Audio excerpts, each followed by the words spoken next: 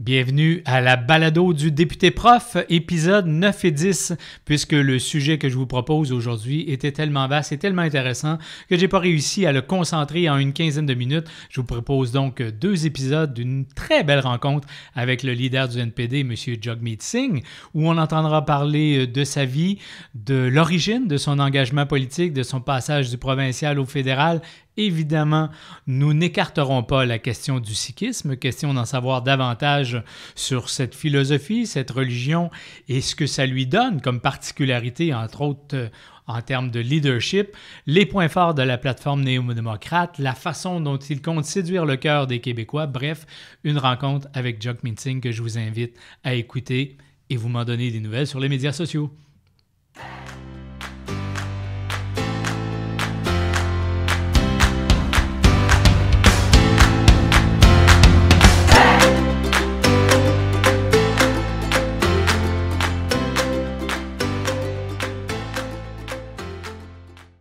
Ça fait plusieurs fois que je viens vous parler à l'oreille de différents sujets, mais aujourd'hui, une particularité dont je rêvais depuis déjà un petit bout de temps, c'est-à-dire ne pas être seul au micro et avoir un véritable échange. Et quelle n'est pas ma chance, je reçois pour vous aujourd'hui nul autre que mon chef, le chef du NPD, Jagmeet Singh.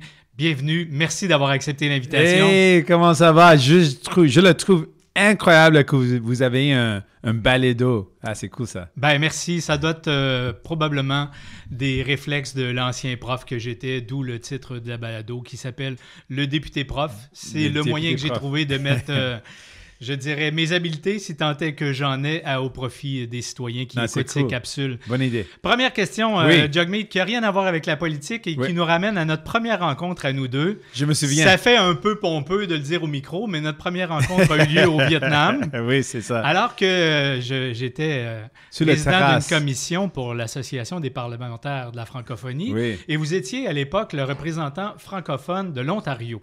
Exactement. Et là, je vous avoue, j'ai péché. Oui. J'ai eu un premier préjugé parce que la plupart du temps, les parlementaires francophones qui nous venaient d'Ontario étaient souvent des gens blancs provenant d'une communauté franco-ontarienne. Oui, c'est ça. Et là, je vous vois débarquer et ma première mystification, je dois le dire, c'était la découverte de votre qualité du français. Ah, merci. Vous êtes probablement le premier anglophone que j'ai vu qui apprend plus vite le français que les francophones n'apprennent l'anglais, ce qui n'est pas la norme, parce qu'habituellement, on dit toujours que c'est plus facile pour un francophone d'apprendre l'anglais que l'inverse, ce qui est potentiellement vrai, parce que la langue française a un niveau de complexité plus grand, mais vous avez une capacité d'absorption absolument extraordinaire. Je me rappelle de nos premières conversations, vous aviez toujours ce souci de trouver le mot juste, la bonne conjugaison des verbes. La question est toute simple. D'où vient cet amour pour la langue française? Mais merci pour la question parce que j'adore l'occasion de partager ça parce que c'est vraiment un amour. Et si je suis honnête, c'est vraiment par hasard. J'étais comme beaucoup des enfants dans l'école en Ontario qui a la chance de parler un peu, mais c'est pas vraiment un exercice de rigueur, c'est vraiment, on chante un peu, c'est quelques mots et on sait comment on dit bonjour et les mots comme ça. Mais en faisant ça, comme les autres étudiants, j'ai trouvé quelque chose de beauté dans la langue. Et puis, de plus en plus, j'ai trouvé qu'il y a quelque chose avec le français. Mais c'était dans l'école, dans la 6e année, le professeur de français était un francophone de l'Ontario, du Québec. Et il a parlé de l'histoire du Québec, l'histoire des francophones au Canada. Et c'était cette rencontre qui a créé en moi c'est commencé avec une reconnaissance de l'histoire du Québec et l'histoire du Québec. Il s'appelle M. Tremblay. Et c'était cette histoire... C'est très rare au Québec, des M. Tremblay. Je sais, c'est tellement commun.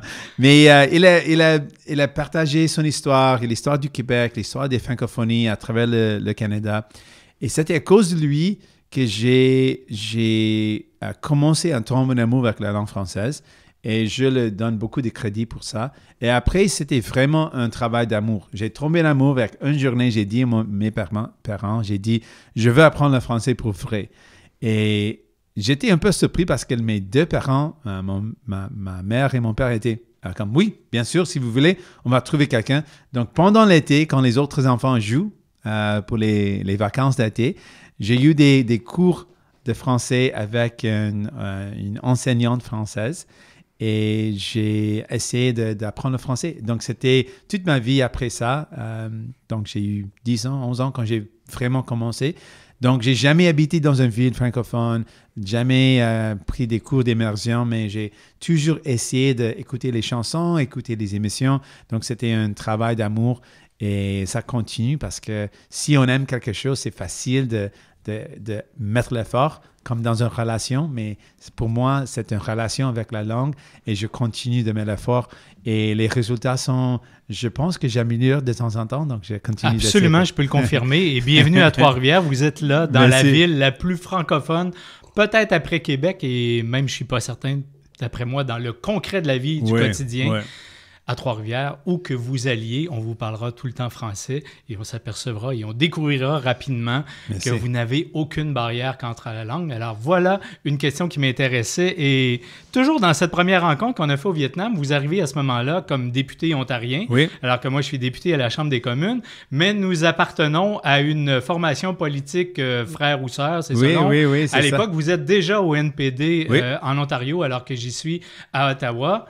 Qu'est-ce qui vous amène en politique? De mon côté, si je suis néo-démocrate, c'est pas un secret pour personne, c'est que dès la première campagne, je voulais mettre sur la place publique un discours de gauche qui rassemble les gens et pour qui la priorité de toutes mes actions politiques allait être de servir les gens.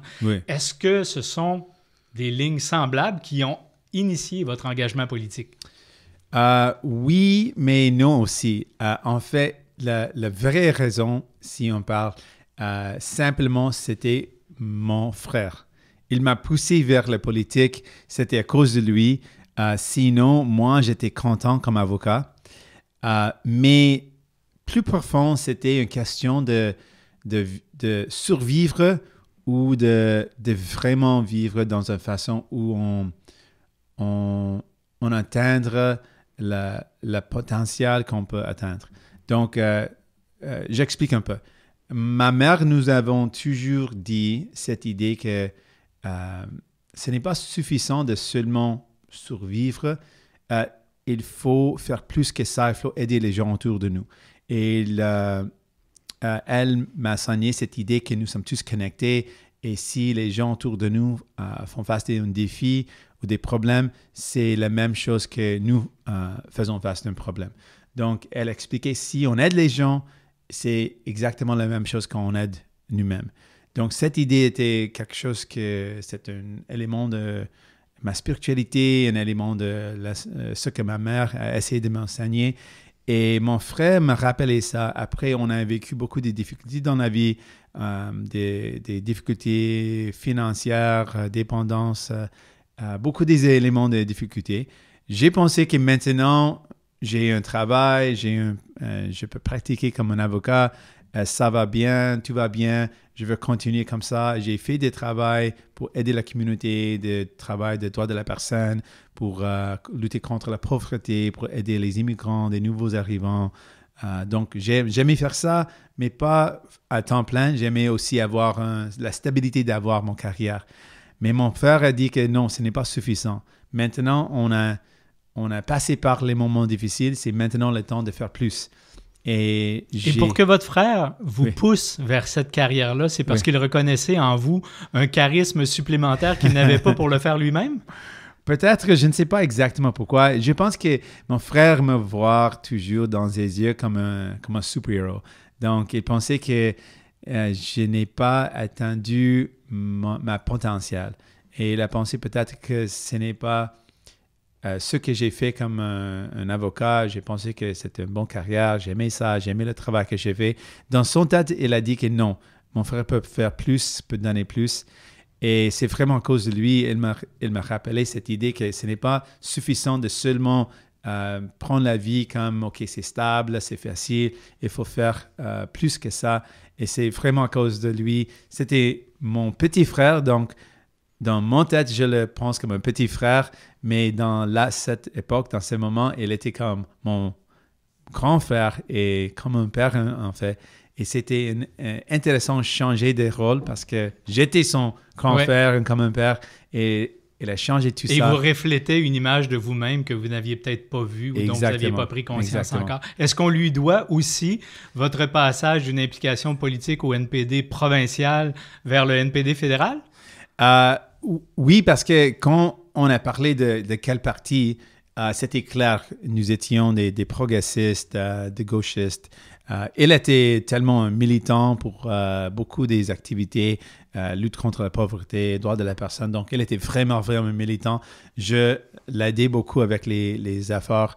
Donc, c'était naturel qu'on a décidé de prendre quel parti c'était le néo-démocrate. Aussi, c'était Jack Layton. Jack Layton a vraiment présenté quelque chose que j'ai trouvé, j'étais cynique un peu des politiciens parce que comme militant, on a poussé les politiciens pour faire ce qu'il faut faire, mais on n'a jamais pensé que les politiciens sont motivés pour faire des choses pour les gens, ils sont motivés pour leur propre intérêt. Donc, c'était mon cynicisme. Mais j'ai vu Jack Layton et il m'a donné l'exemple de Jack et j'étais convaincu que oui, il y a des politiciens qui sont motivés par les valeurs, les principes pour les gens.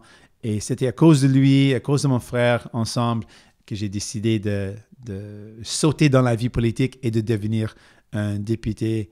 C'était la première fois, c'était un candidat pour l'élection fédérale. Ah, d'accord. Oui. Avant d'être élu à la magistrature ontarienne. J'ai perdu la première fois moins de 1% de différence entre moi et ce qui est gagné. C'était la première fois dans l'histoire du pays que dans cette région, quelqu'un a atteint ce niveau d'appui. Donc, après l'élection, l'élection provinciale était très proche. Donc, le parti provincial m'a approché. Ils ont dit qu'on a besoin de vous. Vous avez presque gagné. On va vous aider. Vous pouvez gagner. Et j'ai pensé, on a commencé dans cette rue. Tout le monde a dit que oui, il faut continuer. Tous les gens qui m'ont appuyé en disant, on a été très proches. On veut que vous gagnez.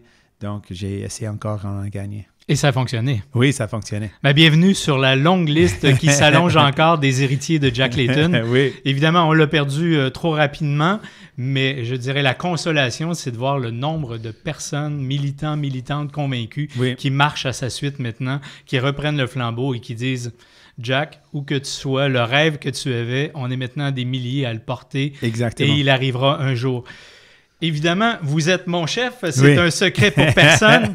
Et ce que je pensais être un défi supplémentaire dans ma campagne électorale, par le fait que vous êtes sikh et que vous portez entre autres le turban, se révèle être un atout. Parce que quand je regarde la course qui se dessine présentement, j'ai pas besoin de présenter mon chef. Tout le monde n'a pas encore eu la chance de le rencontrer personnellement, mais tout le monde sait qui est Jagmeet. Oui. Et pour avoir fait quelques sorties avec vous en circonscription ou ailleurs. Le branding est fort. Le branding est fort. Et on voit aussi plus que le branding, cette capacité d'attraction que tu as. Merci. Et cette capacité de désamorcer des situations aussi. Si bien que j'aimerais ça quand même qu'on aborde rapidement le sikhisme parce que j'ai lu sur le sujet, mais j'ai un spécialiste devant moi qui le vit au quotidien. Je serais bien fou de m'exprimer plutôt que de te laisser la parole, mais particulièrement au Québec, il y a eu toute cette bataille autour de la Révolution tranquille où on a voulu séparer l'État de l'Église. Et ça a laissé des traces profondes chez les générations qui l'ont vécu directement. Alors, quand on voit revenir quelqu'un qui porte des signes religieux, il y a, chez cette génération-là particulièrement, parce que chez les jeunes, quand je regarde mes propres enfants, c'est même plus une question. On ne discute pas de ça. Mais je peux comprendre cette sensibilité-là des gens qui ont porté ce combat à une autre époque. Mais quand je lis, et là, c'est à vous de me confirmer si mes lectures sont exactes ou pas, d'abord, quand on parle de sikhisme, on parle d'une philosophie ou d'une religion, mais dans tout ce que j'ai lu, j'ai pas trouvé une religion aussi égalitaire que celle du sikhisme, qui m'apparaît provenir des nombreuses luttes que vous avez dû mettre en place, entre autres, pour tenter de faire disparaître tout le système des castes. Oui.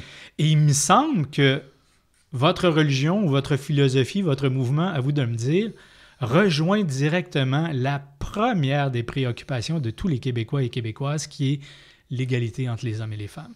Oui, bien sûr. Est-ce que je me trompe ou ma lecture Non, pas est du exacte? tout. C'était un des grandes batailles, c'était un élément primordial. J'ai juste parlé avec quelqu'un, j'ai dit que c'est vraiment un élément primordial d'être un Sikh. Vous devez être un féministe. Donc, tout ce qu'on fait, il y a cette pensée que tous les éléments, toutes les responsabilités, tous les actes, si quelqu'un peut le faire, c'est complètement égal pour les femmes et les hommes. Donc, c'est vraiment plus comme une pratique ou un mouvement qu'une religion, parce que ça a des éléments tellement différents. Mais dans toutes les pratiques, si on parle de méditation, si on parle d'une cérémonie, c'est les femmes qui peuvent les gérer ou les hommes. Aussi, l'âge n'a pas un impact. On peut être un jeune. Donc, quand j'étais jeune, comme un jeune garçon, j'ai géré une méditation. Ma sœur, comme une jeune femme, elle a géré une méditation. Donc, les leadership, les cérémonies, toutes les responsabilités, tout ce qu'on peut faire, c'est complètement égal entre hommes et femmes. Et j'ai rencontré à la Chambre des communes de nombreux députés, voire même ministres qui sont sikhs, certains portant des signes religieux, d'autres pas. Ouais. Est-ce que ça correspond à un choix personnel ou bien ça correspond à différentes lignées du sikhisme?